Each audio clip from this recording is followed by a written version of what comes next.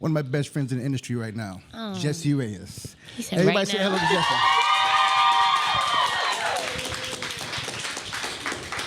I met her a long time ago at a show in New York City, a small venue, right?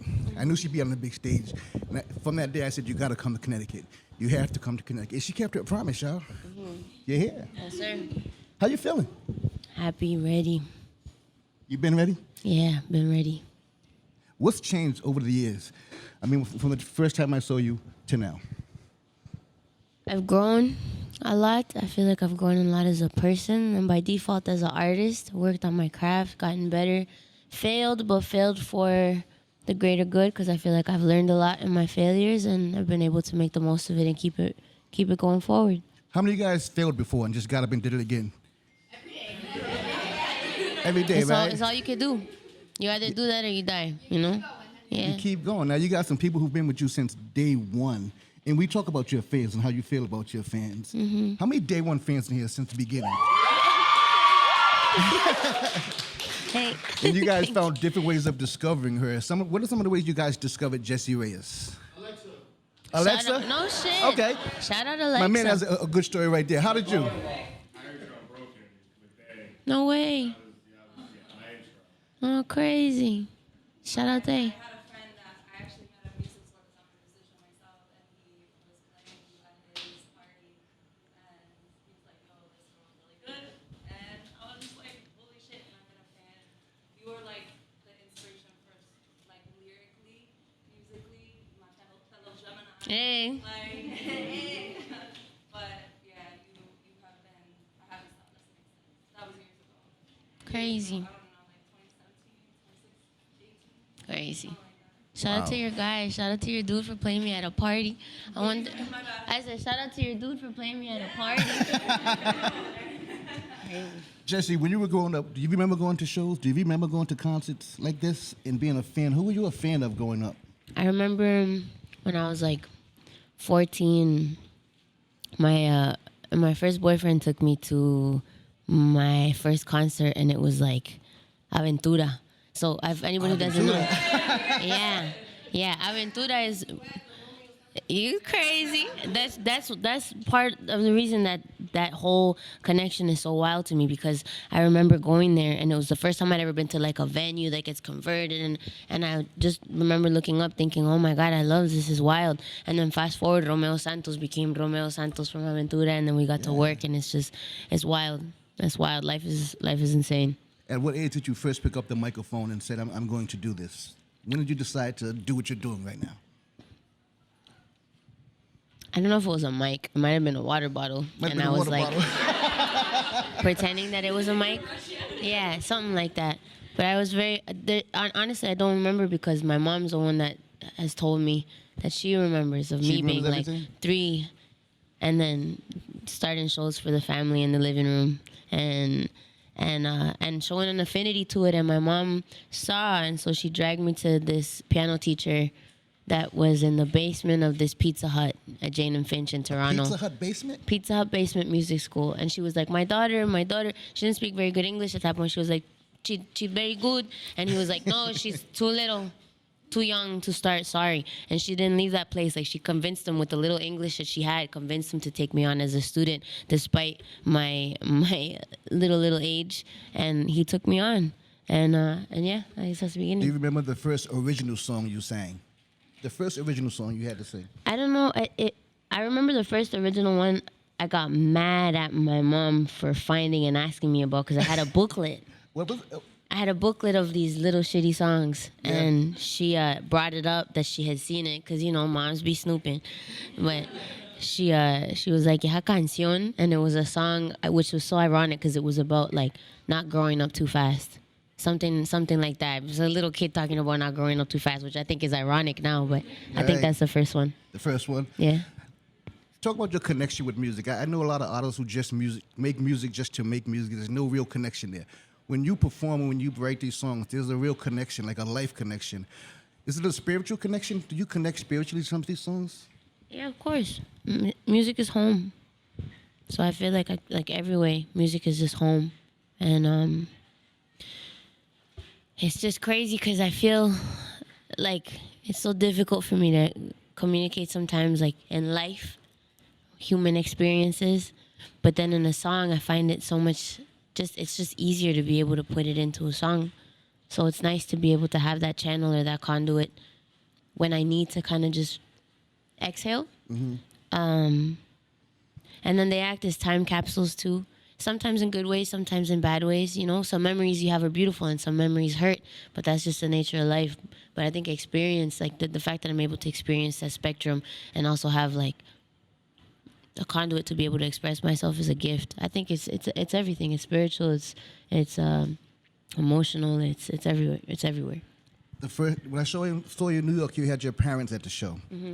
When they first saw you on stage, I don't know if that was the first time, but when we went downstairs, they were so excited because they was your whole family was there. You had a lot of people there. You had a big family. How do they feel about you now? I mean, when you first, they got to be super proud of you. But that moment when I saw them downstairs, they was like, "Oh my God, that's my daughter." It's crazy. They're here right now. They're somewhere in the building. They're here. They're happy. They're you here know? now? Yeah, they're here. Oh wow. Yeah, All they're right. here. They're hanging. They're happy. My mom is still apprehensive, but a little bit more calm because she sees that I got a really good team and I have good people around me, and I think that that's half the battle because it really just sets the tone for everything, for who I want to work with, how I want to work, how we go about it, the culture that we have within our team, and how we move. And I think that the universe and life reflects not what you want, but who you are. So I think I've been fortunate enough to cultivate that sort of energy. That's what we deal with. That's what we get, and they're happy. They're happy. They're there. How many of y'all follow her on Instagram? Did you guys see the moment when she was doing the pull-ups? Let me see the muscles. Let me see the flex. The flex. You see it? I'm out here. And that's your dad pushing you. We talked about that before. My dad How was, you- my dad was just downstairs. Oh my God, my dad was just downstairs. We were messing around. You were doing it again? Yeah, we're literally downstairs because the basement, basements are so cool when it comes to like the ceiling, the breakdown, the pipes. Yeah. We weren't doing it on any pipes, but like on ridges, and we were doing it. And then I was trying to do overhand, and my dad wasn't in the room, and I was trying. And then as soon as I failed and like couldn't do the overhand, he's like, "Oh, you have to do it this way." And I was like, "What the hell? Where'd you come from?" Yeah, but they're always ready with corrections. It's even though they might be hard to hear sometimes, it's always good to have. Album's out right now. The process of making this album, how long was that process and putting this together? It didn't happen quick. Like, how many years or whatever did it take to put this complete album together? Long time. I mean, ever since I finished Before Love Came to Kill Us, it's not like I finished that and waited. The day I handed that in, I'm pretty sure I went to the studio. Like it's not like I never start and stop. It's always just continuous. And then what's ironic too is that sometimes there's songs that I know are not meant for that moment. Like there's a song whose seed was made before Love Came to Kill Us that I know it just wasn't ready yet. You know what I mean? And then being able to knead things out and see things through, and then get more in touch with my intuition to know that maybe version 33 and 34 and 35 aren't it, and I was right on version 3, but I just needed to work through all that to make sure that I could find affirmation that I was making the correct choice on 3. So I'd say loosely 2.5 years too, but that's not accurate either because there's I've pulled from before too. And songs are so personal, and you can only fit so many songs on an album. Is there a point when there are songs that you don't get on an album that you're like, damn, how can I get this to the people? Like great songs that didn't make the album. What do you do with those songs? Some are just on the cutting room floor that'll never see the light of day, and it's just the nature of the industry I'm in that I have to live with. Some are, it's okay. Some are, you better take those vitamins. Some are given to people because I'm still a writer. So if there's a song that I feel like didn't fit me, then at least I can pitch it to somebody else and watch the song kind of take a new life. And then some, like I said, are held because I'm like, oh, it's just not your time yet. Some will never see the light of day, and whatever is meant to be out will be out. I just have faith. I have faith that what's supposed to come out is going to come out. But as a creative, it's definitely counterintuitive to create and hoard. And like I said, the nature of the industry is that because it's not sustainable for you to create and release and create and release. As a working musician, it's not sustainable because you have to think about marketing and strategy and stats and all this bullshit that shouldn't really be part of the conversation when it comes to the art. But music business is just a reality. So because it's not sustainable, it's counterintuitive, I feel like, as a creative, to hoard and wait. And so I found that I could have that little like fix on Instagram. So I do the songwriting exercise every time that I feel that itch, and I'm like, I gotta just exhale, or like, you gotta burp, or I don't know, just something out. So I do those, and I feel like it's a really nice release, and I also get an opportunity to like sharpen my pencil, sharpen my tool. I get an opportunity to connect with people and like, co-create. Because in that moment, we're co-creating, because I'm going off of what anybody else is feeling in their life in that moment, and all of a sudden it's this dual inspiration, symbiotic internet moment, and I think it's sick. I can't wait for the day. The great ones like Prince, they have like unreleased albums. I want to hear an unreleased album from him. What do you guys think about that? Songs that haven't been released, that would be crazy. We're going to open up for some questions. If any of you guys have any questions, step up to the microphone. Sweet. Who has a question? Don't be shy. Oh, nice. What's up, man? How you doing? How you doing? My I'm name blessed. is Jason. Hello, Jason. One thing, no one's in the room. For your boy during the concert, you could do a little snippet. You Shout out better, to you gotta yell it out. I got you. I got a big Okay. mouth. And I got a big mouth. my question to you is, it always amazing me, like creative songwriters. Do you think in song? Like, are you like in the shop, like in the supermarket, thinking in song? Do you hear music like everywhere you go? Like as a creative, I always wondered that. Thank you for your question. No, I'm more lyric focused, and so sometimes I'll speak in lyrics and I don't even bag it till after, and I'm like, oh shit. But it's funny because I used to be at the school of thought that lyric was king, and I'm wrong.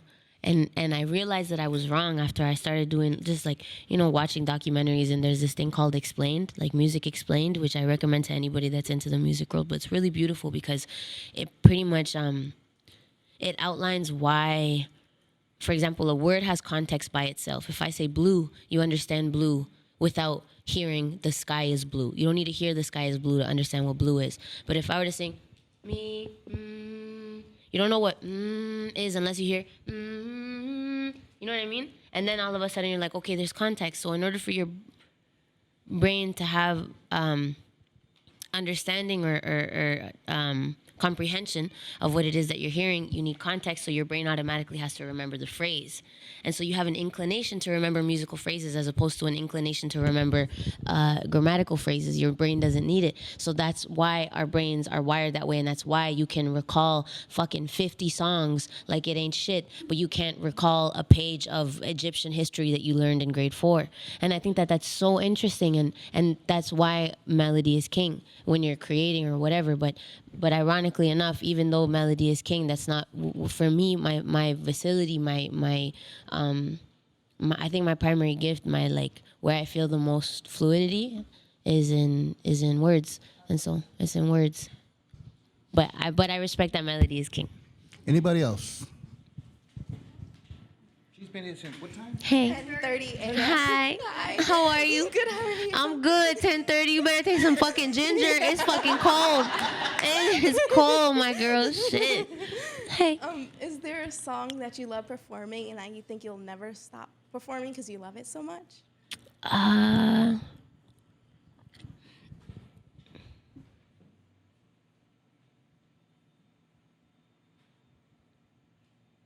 That's a good question.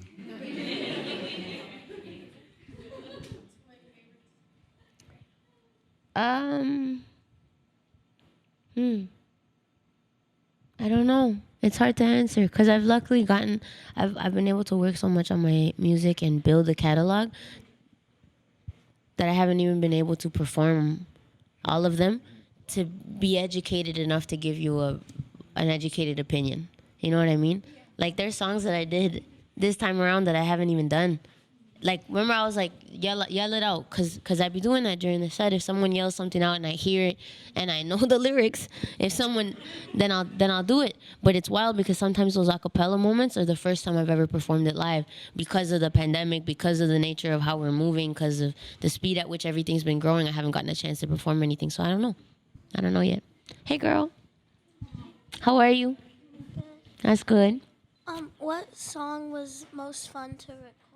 What song was most fun to record?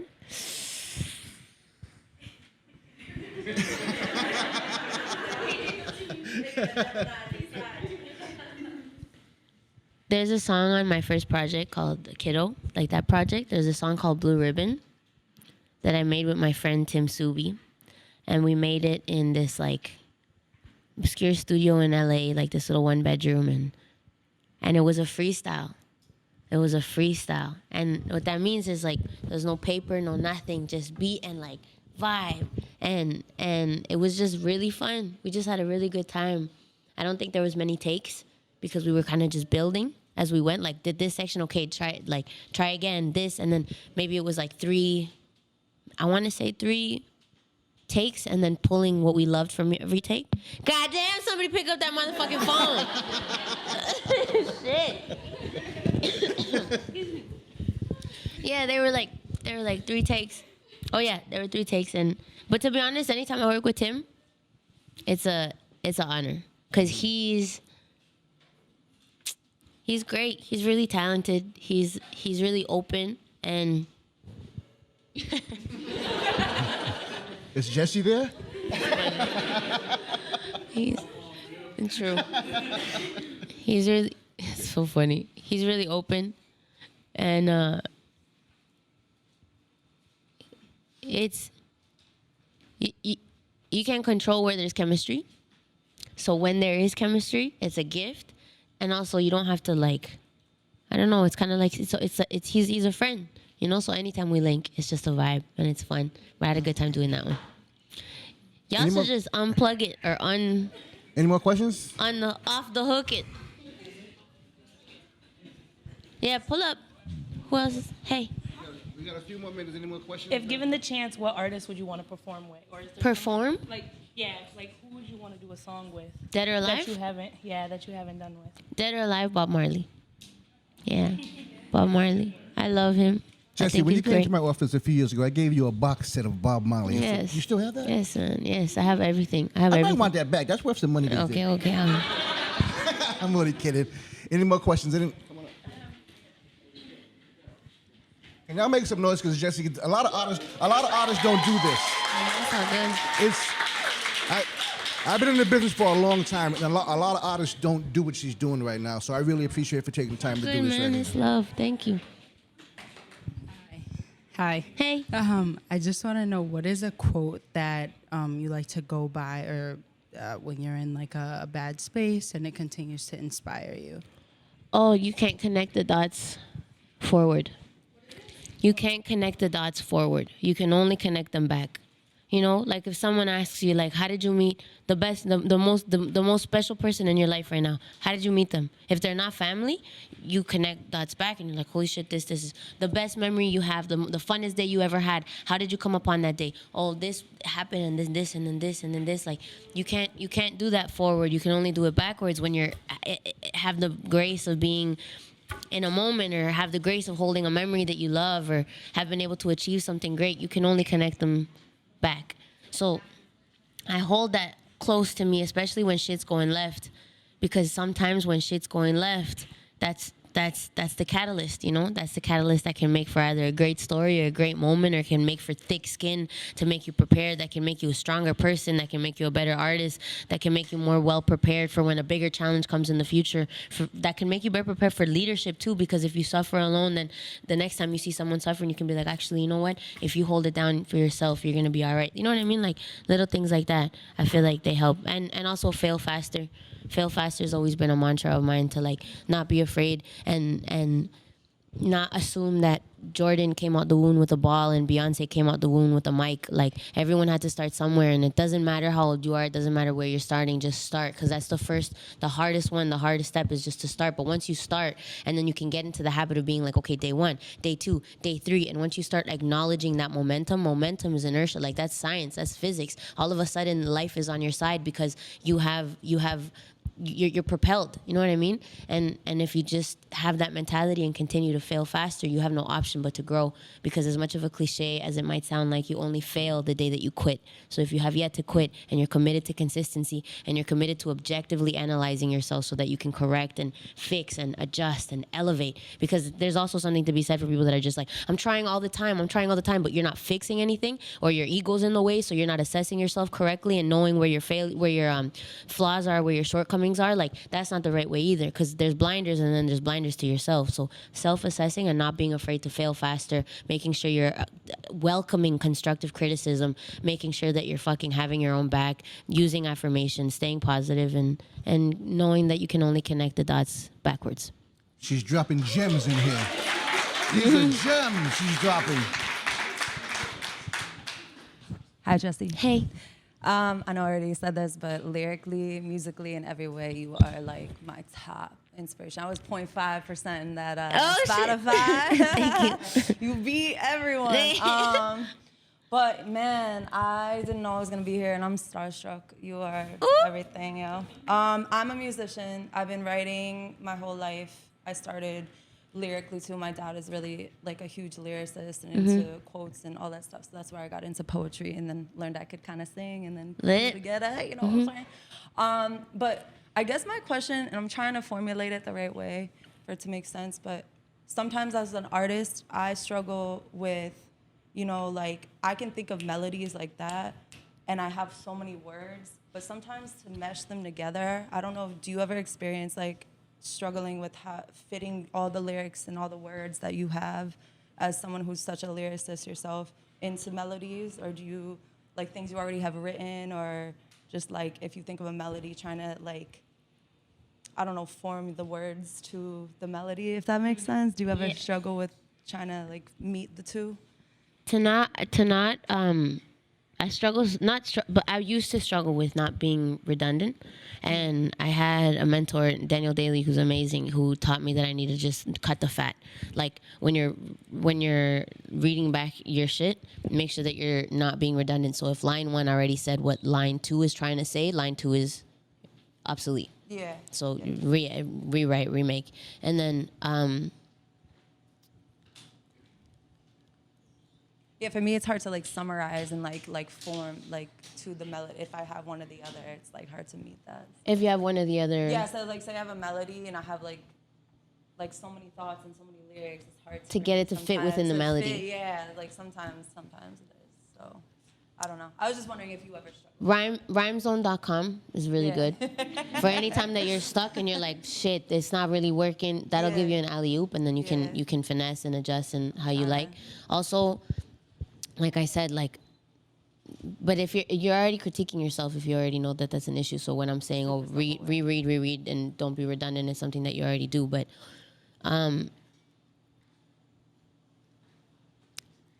it also helps to, like, nothing new. There's nothing new under the sun.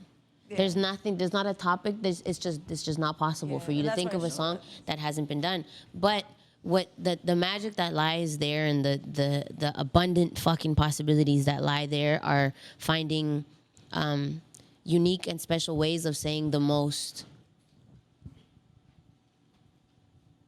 reoccurring and quintessential human emotions. So like, hands up in the air, put your hand. Everybody says that.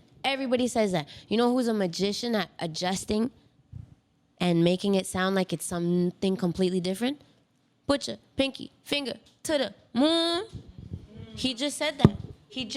It's such a like. If you're happy and you know it, clap. Like, I'm very like.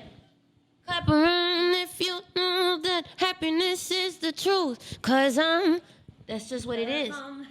You know what I mean? But like, it's just being able to be like, okay, well, everybody's loved somebody, and if you haven't, you probably will.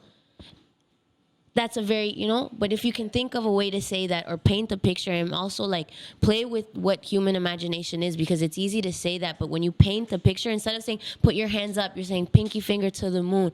All of a sudden, there's all these visual things that you're forcing your mind's eye to like see. You know what I mean? So I think that helps too, in like challenging yourself that way, and challenging yourself with classic melodies too. So if there's a song that you love and you want to study the greats, then take that melody and be like, okay, well today my exercise is going to be to make a completely new lyrical song to this melody, and stay true to that melody. So you're forcing your muscle to have to adapt. Obviously you can't use it, or you can pay publishing or whatever if you want to, not pay publishing, but make sure that you're cutting the publishing segment out of the contract to make sure you're paying homage to whoever's melody you're taking. But if you want to do it as an exercise, you could just do it as an exercise every day. Every 5 songs that you love, 5 songs that you absolutely love that you think the melody is beautiful, be like, every day I'm going to write a song to that melody. And you're just going to train your muscle. It's just a muscle. Yeah. No problem. I'm gonna charge you guys for this course she's giving right now. I'm gonna say one word that she says all the time. You probably never say it again. Forever. How are you gonna say forever now? That's nice. In the song. Say it again. Say it again. See what you did? Yes, it's great. I love it. Hey, thank you guys. I appreciate it. You guys had no idea this was gonna happen. Oh shit. They had no idea this was gonna happen. This is Hot 937. We decided to do this. It was planned a long time ago. We wanted to surprise some of you guys with something like this. And Thank you. I'm sorry for swearing so much, but I really love your t-shirt, and I don't swear at my mom and dad. I know I swear a lot in general, but I don't swear at my mom and dad, but I really like your t-shirt. It's really cool. Ladies and gentlemen, Jessie Reyez, get ready for the show tonight. Y'all ready? Thank you. Thank you, guys. Thank you.